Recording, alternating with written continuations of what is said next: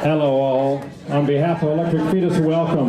Thank you for coming out today. A little reading. I'm going to be very brief here. We do have copies of the book for sale if you have not purchased one, and Louie will be happy to sign them afterwards. To my right, your left, there's a little table there. We will line up underneath the monitor there on the wall. It's not turned on, but we'll do that afterwards. We'll start with a little reading and a little Q&A afterwards. So I'll just give you Marc and Louie, and let's give them a warm Minneapolis welcome, please.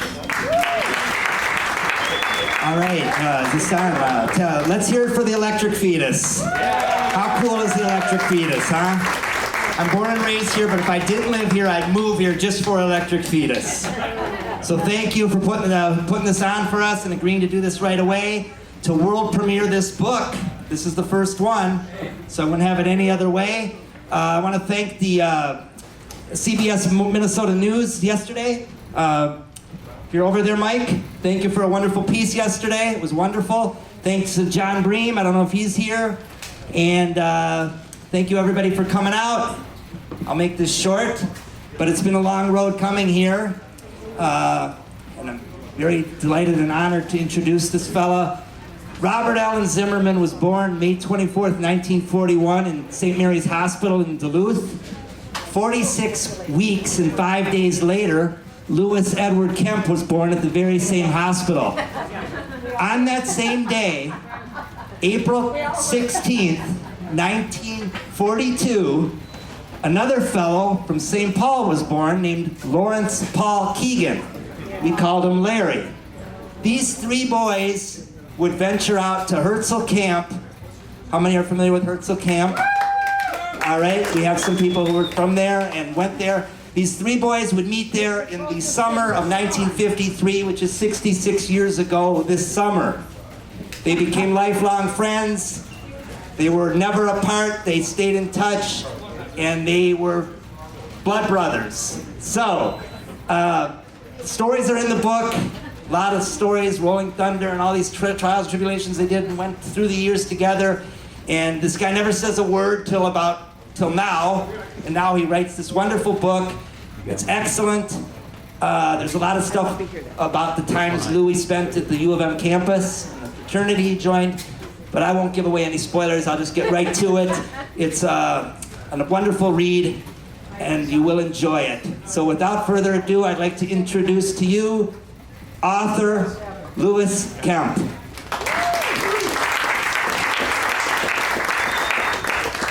Well, it's still strange for me when somebody refers to me as an author, because I spent my whole life in the seafood business. But I wrote this book, so I guess I'm an author now. So I was born and raised in Duluth, and it's a pleasure to be back in Minnesota. So what I'm going to do is I'm going to read a few excerpts from the book, and then we can do some Q&A. The book starts off with this paragraph. It was at summer camp in northern Wisconsin in 1953 that I first met Bobby Zimmerman from Hibbing. He was 12 years old, and he had a guitar. He would go around telling everybody that he was going to be a rock and roll star. I was 11, and I believed him. And, you know, those days at Herzl were great years. We went there for 5 years in a row, 5 summers in a row. And developed, you know, not only the friendship with Bobby and Larry, there's other people that were there, you know, Jerry Waldman and Dick Holden are here today, and so the lifelong friendships were developed at that camp. Had a big influence on both of us.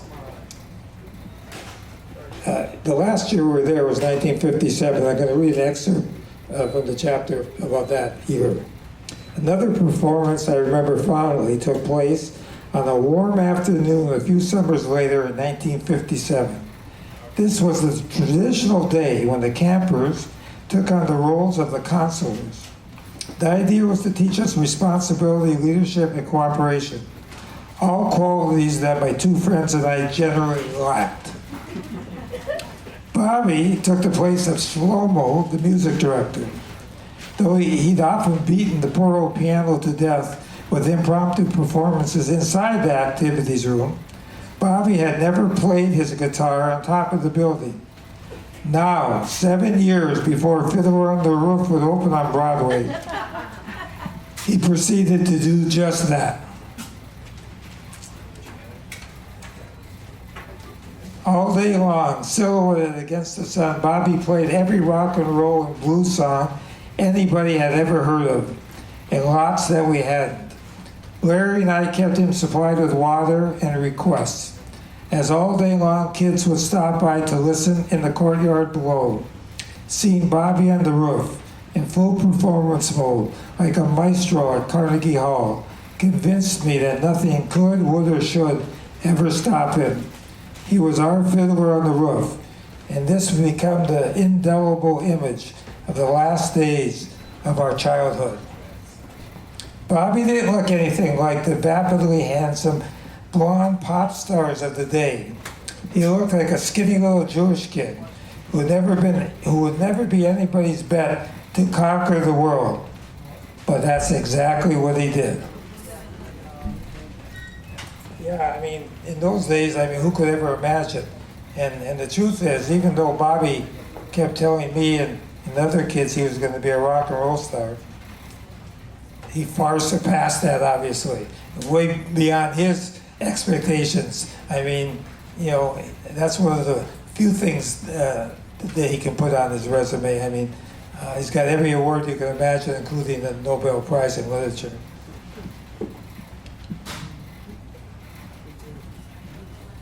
So I'm going to read you from another chapter. It's become a famous occasion.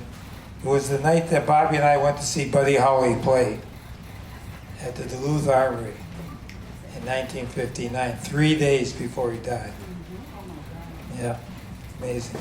In fact, I'm going up to Duluth on Thursday, and they asked me from the Armory to come there and show them the spot where we stood.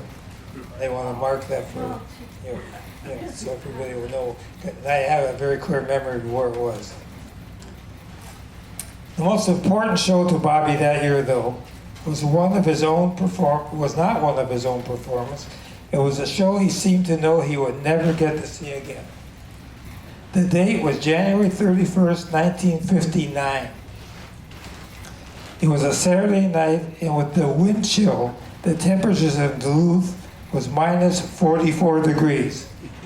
Now you know why I left Duluth, right? I live in California. The car we drove was my dad's 58 metallic blue Buick. Bobby was 17, I was 16.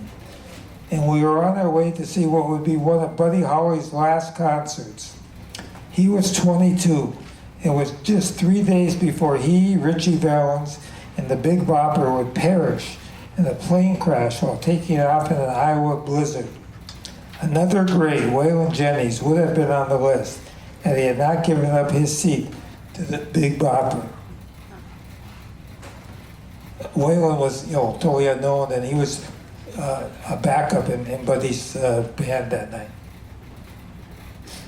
To this day, whenever Buddy Holly classic, Oh Boy, comes on the radio, I feel the hairs on the back of my neck snap to attention. The words seem to be emanating from his soul straight to my heart. This was my favorite song all through high school. Bobby's musical interest was much wider and deeper than mine. Even as a child, he faithfully listened to late-night radio stations emanating from the South, something that Buddy Holly had been doing in Lubbock, Texas just a few years before. When I think about it, there never seemed to be a time when Bobby had not been a big fan of Buddy's. There's no doubt that the rock and roll pioneer was a seminal influence in his musical career. There were many similarities between Buddy and Bobby, but one that Bobby probably wasn't aware of that day, that each one had a high school girlfriend named Echo. It's widely known that one of Bob's classic songs, Girl from the North Country, was about his girlfriend, Echo Hellstrip, who just passed away, I think, in the last year. But as coincidence would have it, that's a very rare name, and Buddy Holly's high school girlfriend was also named Echo. We arrived at the Duluth National Guard Army for something called the Winter Dance Party. and found the tickets to be pretty pricey, ranging up to $2. Well, in 1959, that was real money. You know, you could go to a movie, in Duluth, for 10, 15 cents, When we got to a quarter, we thought, what the hell's going on here, We pooled our resources and shoved our way in, working our way through the dancing, partying throng of 2,000 excited, withering young people. With Bobby in the lead, we sneaked our way right up to the edge of the stage, mere feet away from Buddy as he performed. As still as a statue, Bobby stood there, mesmerized, never taking his eyes off of Buddy. Perhaps time has embellished my memory of that night, but Buddy seemed to be smiling down on Bobby with almost a cholesterol countenance. At one point, he nodded to Bobby, seemingly as if he knew his own remaining time was brief, and that Bobby would one day take up his mantle as one of the greatest musical artists in the world. Only 4 years later, Bobby would write "Blowing in the Wind" and start fulfilling that prophecy, just 4 years later. I have always believed that a spiritual connection of some kind was forged that night between Buddy Holly and Bobby Zimmerman. Though no one in the crowd was aware of it, I only know what I saw, and it looked like a torch being passed. So that's a famous night. Bob spoke about it when he won a Grammy a few years back, that he felt he cut that album, that Buddy Holly was there with him when he cut it, and he referred to that night at the Duluth Armory when he saw Buddy. So another excerpt I'm going to read you has some local color to it that you might enjoy as much as I do. Bob had come down to the main U, stayed at the Sammy House, then moved over to Dinkytown, stayed above Gray's drugstore. And he worked the coffee houses, 10 o'clock scholar, and around town. And that's where he, really got his folk singing feet, so to speak. That he hung out with the people who influenced him, who really made a difference in his life, And that's where he got turned on to Woody Guthrie. And then Bob, left Minnesota, hitchhiked in the middle of a blizzard, and ended up in New York, which is, everybody knows that famous story about what, how that all went down. But I had been at UMD for 2 years, and I got there just to the main U just after Bobby had left. Here's an excerpt from the College Daze chapter in the book. From the time I was around 13, I was a champion arm wrestler, able to beat everyone my age, even the football players and weightlifters, as well as many of my teachers and counselors. One day I was in the process of arm wrestling the whole fraternity, one after another, usually slamming their arms down in seconds. One of my frat brothers, a great guy named Paul Goldstein, unfortunately he's passed away, a great guy, saw that I was mowing through the guys and decided he wanted to show me up. He went and found his friend, Carl Eller, the All-American defensive end for the Golden Gophers, who later became an All-Pro star for the Vikings and an NFL Hall of Famer. Because of his size, strength, everybody called Carl Moose. He looked like one too. He was an incredibly big guy and strong. Paul invited Moose to come over and destroy me. And I guess the guy figured it would be a fun piece of cake. When I looked up to see how many more victims lay ahead of me, I was astonished to see Moose in line about 7 guys back.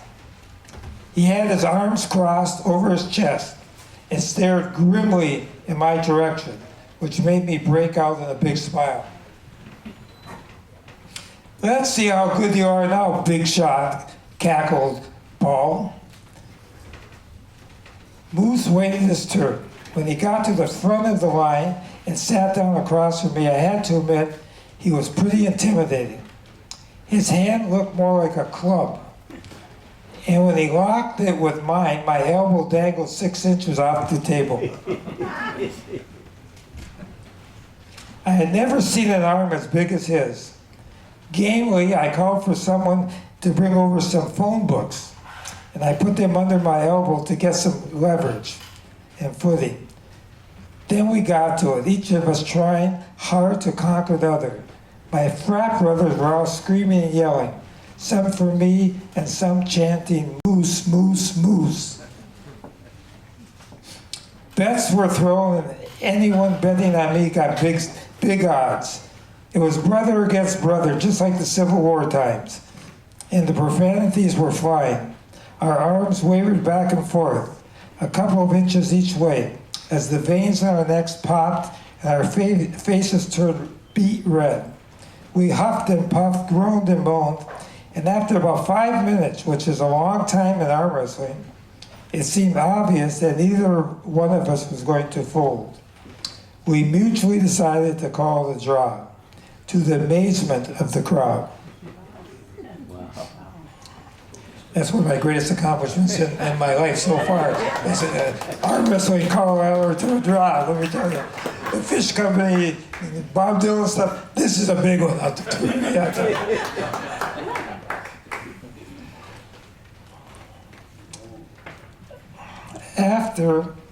After the epic showdown, whenever I saw Carl on campus, he came over and shook my hat. "You are one tough Jew boy," he'd say, which is a big compliment coming from the moose.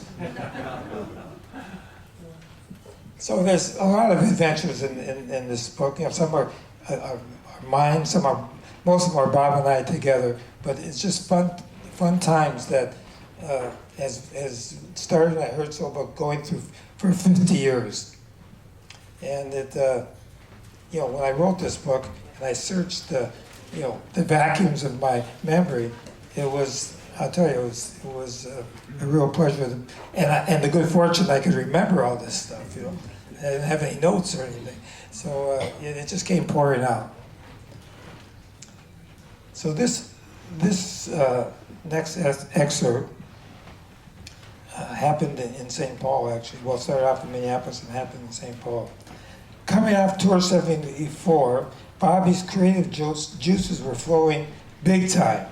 When I came back from Alaska in July, I went to see Bobby at his place outside Minneapolis, and he played me the songs he had written. These would constitute his critically acclaimed album, Blood on the Tracks, and I was one of the first people to hear them. And he, you know, I sat across from him and he sang them to me. Then he said to me, "Crosby, Stills, Nash, and Young are playing tonight in St. Paul." He said, "Do you want to go with me?" We went to the concert, which was at the St. Paul Civic Auditorium. Afterwards, we went to the hotel where the band was staying. Bill Graham and Barry Emhoff were the tour promoters, so we had a chance to see and visit with them again. After a while, Bobby mentioned to Stephen Stills they had just written some new songs, and of course, Stephen wanted to hear them. So Bobby, Stephen, and I went into the bedroom of the suite, and Bobby played a few songs.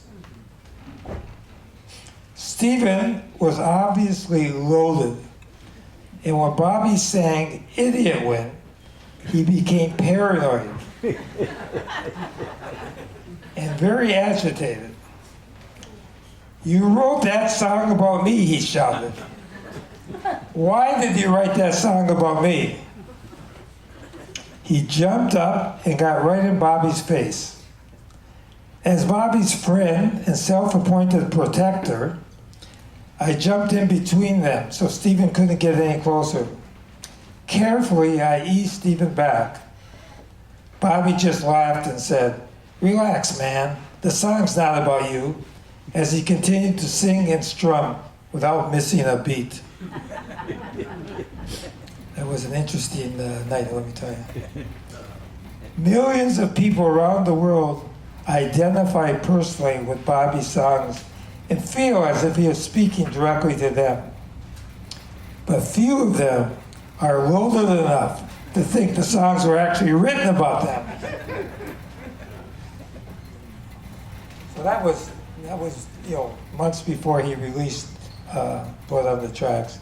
He actually had gone to New York just before that and recorded that album. But back in December, when he was here, he decided to go into the studio in Minneapolis and he re-recorded 5 of those 10 songs, with the local musicians, which is a nice thing.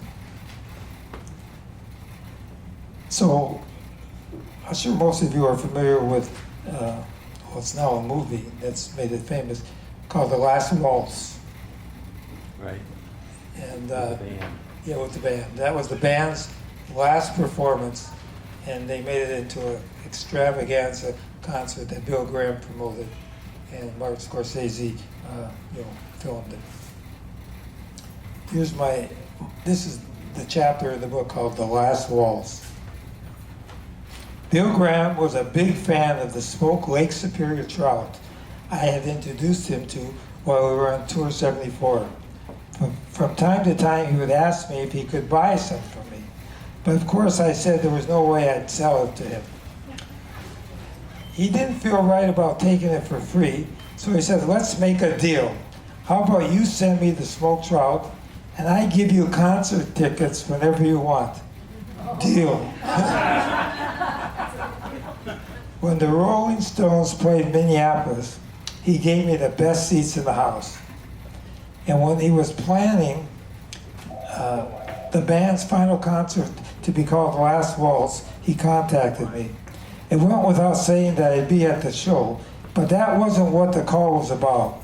He told me the band was planning a Thanksgiving feast at the venue prior to the concert.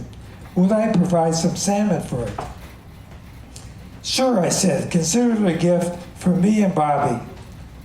True to my word, I provided 300 pounds of Alaska king salmon. I had a salmon fishery in Alaska, so I had them fallen down.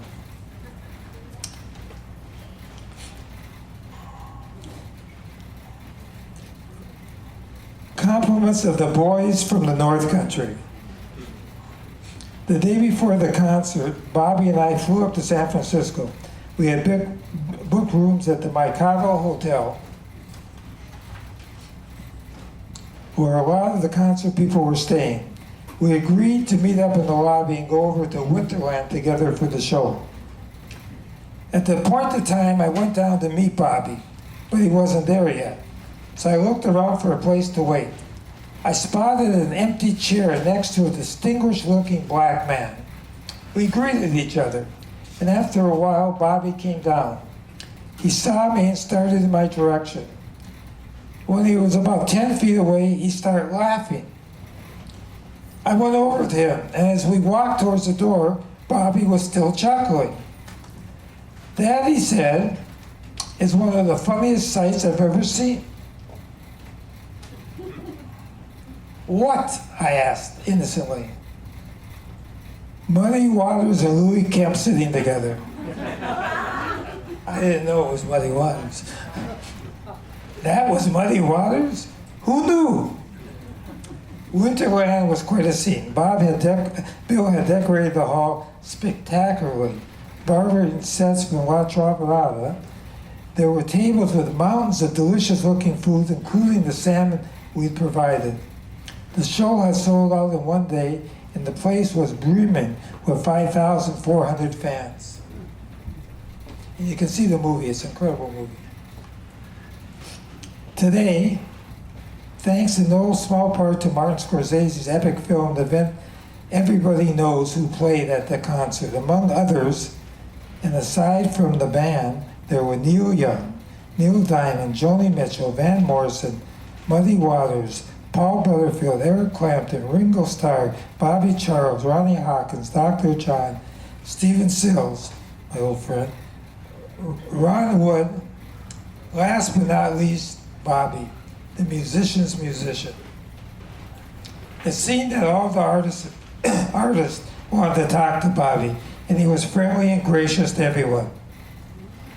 Governor Jerry Brown was backstage, took the opportunity to fawn over him.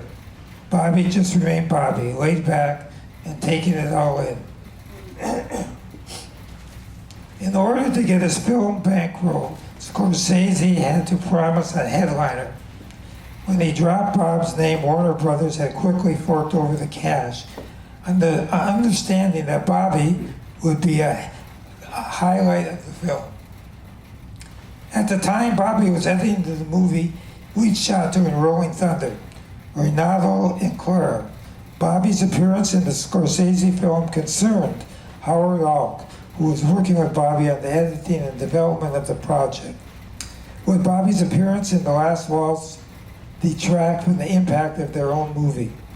Bobby thought about this, and just before the concert began, he gave Bill Graham an ultimatum.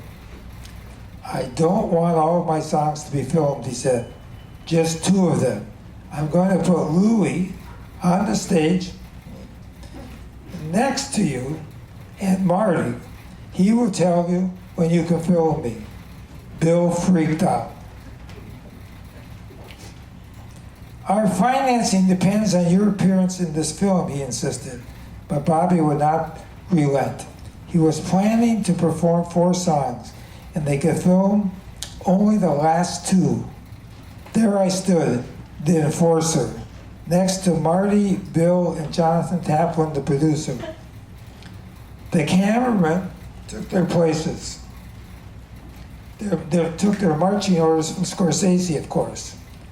But I was tasked with getting them to turn their cameras away from Bobby and come down from their towers during his early numbers. After that, they could scamper back up and shoot as they pleased.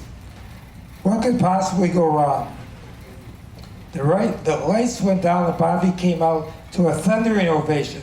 He danced around the stage as he performed a lively, rousing rendition of "Baby, Let Me Follow You Down." The crowd went wild. Then he moved right into "Hazel" from Planet Waves. Near the end of it, I told Bill and Marty to get ready and signaled the cameramen to get back on their perches and swing their cameras around. The cameras rolled as Bobby launched into his 3rd song, "I Don't Believe You, She Acts Like We Never Have Met," and kept going through his 4th, going straight through to his 4th, "Forever Young." That one really brought the house down. And then, that was supposed to be the end of his set.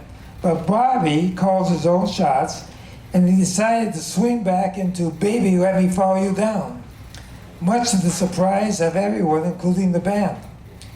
When I realized what was happening, I told Marty and Bill to turn off the cameras. Marty pretended he didn't hear me, and Bill went completely bonkers. "Screw you." Actually, he said worse things than that, but they printed. He shouted, "Roll the damn cameras, roll them." Right there, as Bobby was performing, Bill and I got into a yelling and shoving match. "Back off," Bill screamed. "This is history, man. Don't mess with it. This is my show." I understood where Bill was coming from. I knew him to be a volatile guy, accustomed to controlling everything in his universe. He resented Bobby and me telling him what he could or could not do at his own show. But I had a job to do, and I was trying like hell to do it. The uproar caused Bobby to glance over at me, like, what the hell's going on? Then he went back to hypnotizing the audience with his artistry, as I continued trying to fend off Bill and shut down the camera crew.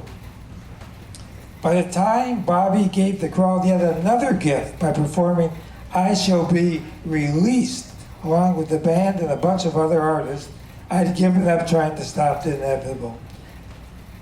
After the show, I explained to Bobby what had happened. In his usual fashion, he said, "It's okay, Louie. You did a good job." That was a night to remember, I'll tell you. And Bill Graham was a good guy, but he was very controlling and very strong-willed.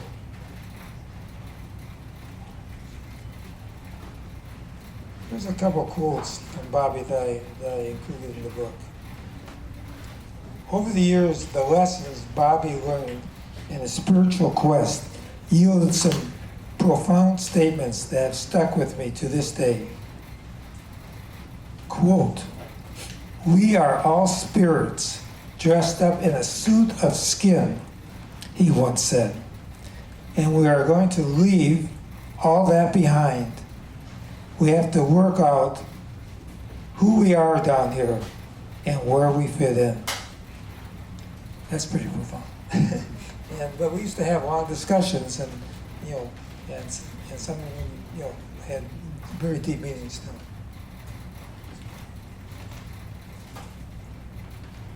So the last thing I'm going to read for you is an excerpt from a chapter that I like. And it goes like this. It was Yom Kippur, the Jewish Day of Atonement, at the tail end of the 1980s. Bobby was attending services at the Chabad House in Santa Monica. Presiding was the venerable Rabbi Avram Levitansky, beloved and revered by his congregation. We had been there before, and the rabbi recognized Bobby right away. But few, if any, of his fellow worshipers, all somberly dressed, realized he was standing at the back of the room. Having, as usual, missed the memo regarding the dress code, Bobby was wearing cowboy boots, torn jeans, a hoodie, a black leather jacket, and what looked like a long-lost pair of Jackie Kennedy's sunglasses. Specifically, he was attending the Nila service. In Hebrew, Nila means closing the gates. As the day of Yom Kippur comes to a close and our future is being sealed, we turn to God to offer our repentance and new resolutions, and ask that He seal us in the book of life. We ask to grant us a new replete with goodness and happiness.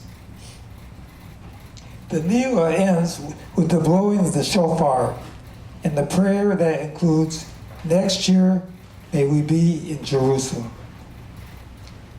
The ark housing the Holy Scrolls of the Torah remains open for the entire service, and it is considered a great honor to be chosen by the rabbi to open it. This carries with it many blessings for the new year. The honor customarily goes to the temple's most generous donor. But not this time. With his ancient eyes, Rabbi Levitansky scoured the congregation. At last, his gaze came to rest upon a solitary figure standing in the back of the room. He motioned the casually dressed fellow up to the pulpit, and up he came. Bob Dylan opened the ark on Yom Kippur. Afterwards, when the last echo of the shofar had diminished to silence and most of the congregation had trickled away, the biggest donor to the temple sought out Rabbi Levitansky and pulled him aside. He wasn't happy at first. But then he said, "I want you to know, Rabbi," said the man, "that when you didn't call me up to open the ark, I was quite hurt. Then I saw whom you chose, and I realized that you were even wiser and kinder than I imagined. So I'm going to double my contribution for the coming year." Here's the punchline. It takes a great, generous heart to give the honor of opening the ark for Nila to a homeless Jew.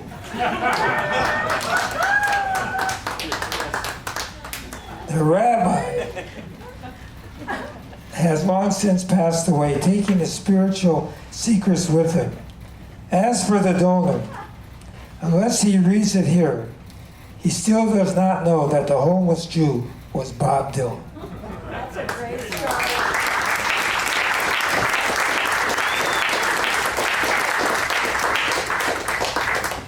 Thank you very much. So we can do some Q&A now. Let's hear it for Louie Kemp. That's the first one of many. Many lectures coming up. He's planning on going to the East Coast next, and then the West Coast. He's going to be on Australian TV, so you're going to see a lot of him, but this is the very first one, so we're launched right here. Q&A now. Anybody would like to ask a question, raise your hand. Don't be afraid. Now's your chance. Right back there. Thank you, and thank you for being here today. Have you seen the new Martin Scorsese Rolling Thunder Review movie? And the critics tell us that there's a lot of fiction in there rather than all just a documentary. How are we, the fans, supposed to view this most recent Martin Scorsese edition of the Rolling Thunder Review? Okay, so I'm glad you asked about Rolling Thunder. I have a lot in the book about Rolling Thunder. You'll really get the behind-the-scenes stories about Rolling Thunder in the book, that you don't get from the movie. As a matter of fact, I brought with me today my actual Rolling Thunder backstage pass that I wore on all those concerts. And there's pictures of it, closer pictures of it in the book. So this was, my identity card on the tour. The movie, the highlights of the movie for me were the performance footage, of course, which is amazing. Amazing footage. I was at every concert, so I knew how amazing that footage was. Both, and the offstage shots of the people that were there. It's all great stuff. Bobby's always been a prankster, and it seems like Marty is also. And they got together, and they must have decided, well, let's do some spoofing here. And they actually put 4 people in interviews that were not part of Rolling Thunder, in pretending that they were, including Sharon Stone. I would have noticed that she was there. She wasn't there. You knew that. And the guy who was supposedly the producer of the show didn't look like me, And he wasn't there. And the person who was responsible for the movie, and the guy that was supposedly a congressman that got Jimmy Carter to get him a ticket, was all fiction. Aww. Yeah, I hate to break your bubble. Get this guy a chair. Are you okay? I'll be all right. Yeah, but that's what happened. And they decided, apparently Marty and Bob, they said, let's have some fun with it as well. And they put some time bombs in there. But the movie is incredible because of the performance stuff. Okay, who's next? Right here? Use the microphone. Hi, my name is Donna, and I was one of Prince's makeup artists. Wow. So it makes me kind of weepy to be here. And there is a kind of a legendary story that Prince was performing. I'm part of the alumni, so I'm kind of representing all of us. And Bob Dylan was standing there.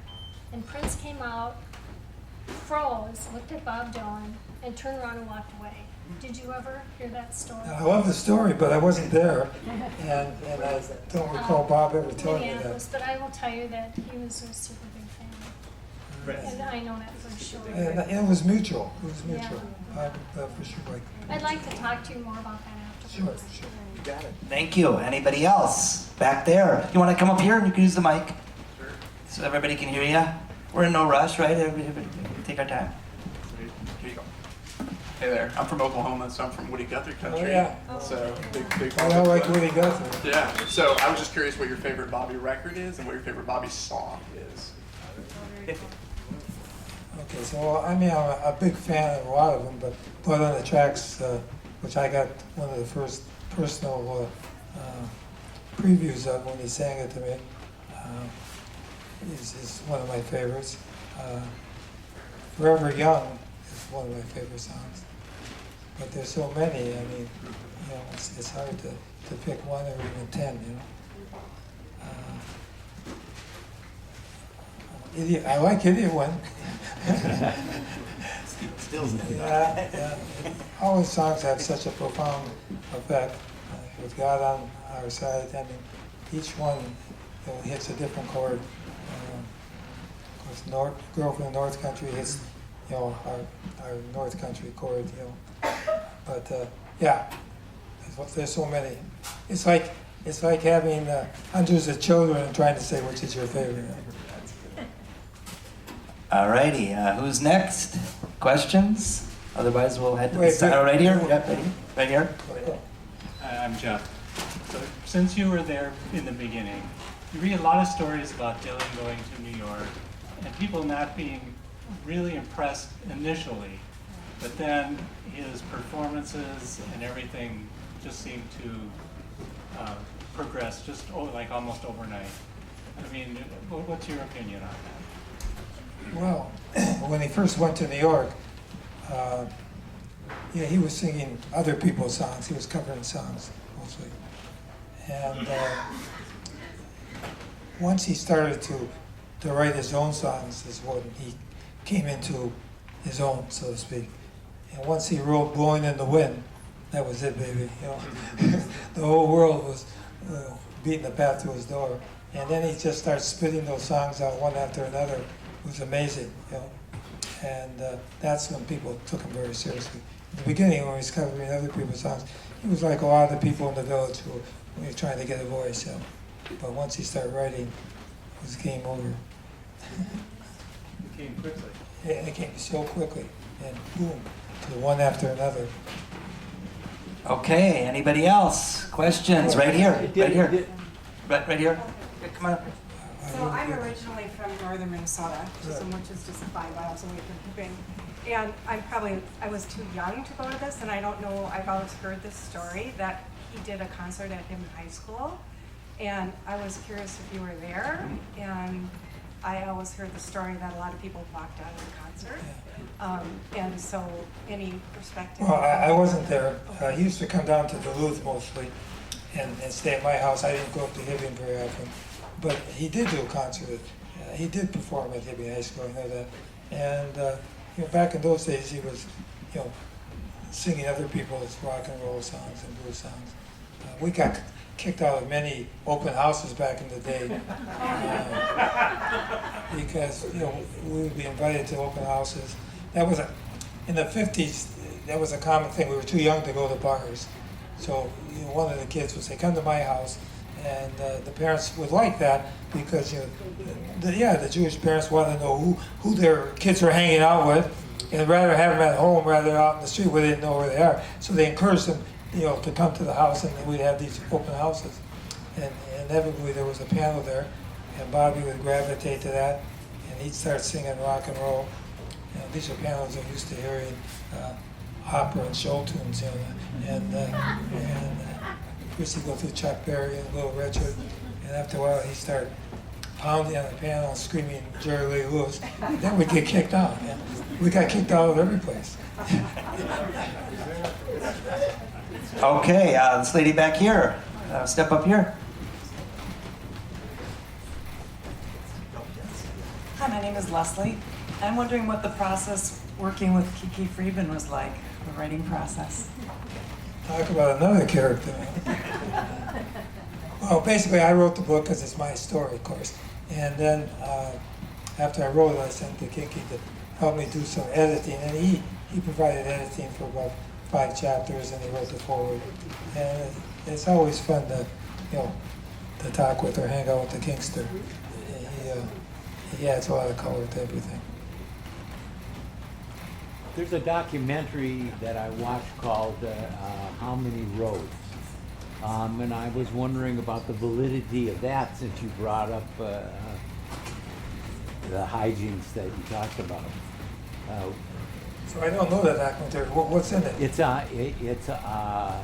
on Amazon Prime, and one of his friends from Herzl Camp starts it off talking about it. I can't remember his name, I got some Herzl friends here. They don't Herzl know. alumni, come on. Yeah, but they don't know about And it it. went, and it's about 4 hours long. Really? Yeah. And what's the title? Do you know? How many roads? I mean, oh, you guys gotta check that out. I don't like that. You know about it, Bill?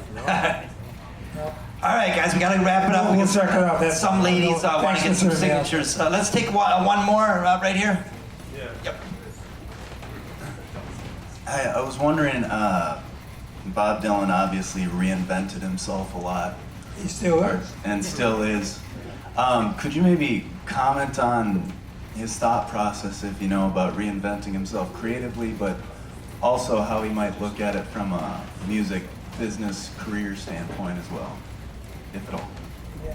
Well, like nowadays, when he goes on tour, he has rearranged and recomposed and even added some new lyrics to a lot of his songs that are classics, and that some people don't like that, but I think from Bob's point of view, he doesn't want to be a nostalgic performer, and just like he is evolving, he's chosen to have his songs evolve, and he has made those adjustments because of his musical growth, from where he was 40, 50 years ago when he wrote these songs.